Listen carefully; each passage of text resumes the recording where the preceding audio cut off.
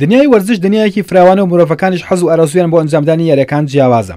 هەندێک لە وەرزشکاران توانای خۆیان لە یاریە بە کۆمەڵەکاندا دەبینەوە و بەشێکی تریشیان یاریەتاکیەکان هەڵدەبژێرن تا هێز و بازوی خۆیانی تێدا تاقی بکەنەوە و لە ڕێگەی ئەو یاریەوە بگەن بەو ئامانجەی کە پلانیان بۆ داناوە. یاری هونەرە بەرگریەکان کە لە چەند بەشێک پێک دێت و هەر یاریە و یاسا و ڕێسای تایبەت بەخۆی هەیە.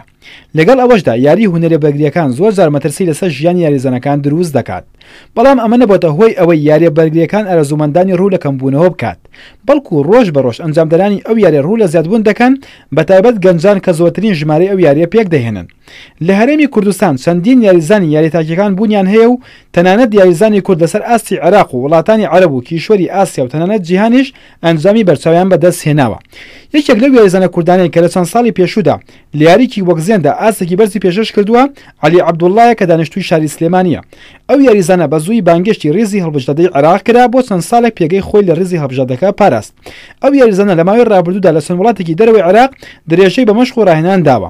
سەرڕای ئەنجامدانی یاریەکەی خۆی لە یاریەکی تریشدا کاری تایبۆکسە گەشتە لووتکە و بەشداری چەندین خول و پاڵەوانتی جیهانی کردووە و ئەنجامی بەرچاوی بەدەست هێناوە پەیوەندێکی بەهێزی وەرزشی لەگەڵ یاریزان و ڕاهێنەر بەناوبانگەکانی یاری هونەربەرگریەکان بە تایبەت تایبۆکسدا پەیدا کردووە.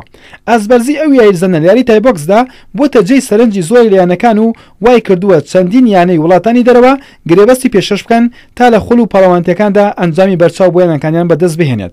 عەلی عەبدوڵڵا لە ئێستادا گەڕاوەتەوە شاری سلێمانی و لەگەڵ ئەوەشدا بەردەوامە لە مەشق و ڕاهێنان و ئامادەکاری دەکات بۆ ئەو خول و پاڵەوانەتیانەی کە لە داهاتوودا ئەنجام دەدرێت تا بە شێوەیەکی باشتر خۆی ئامادە بکات و ئەنجامی باشتر تۆمار بکات.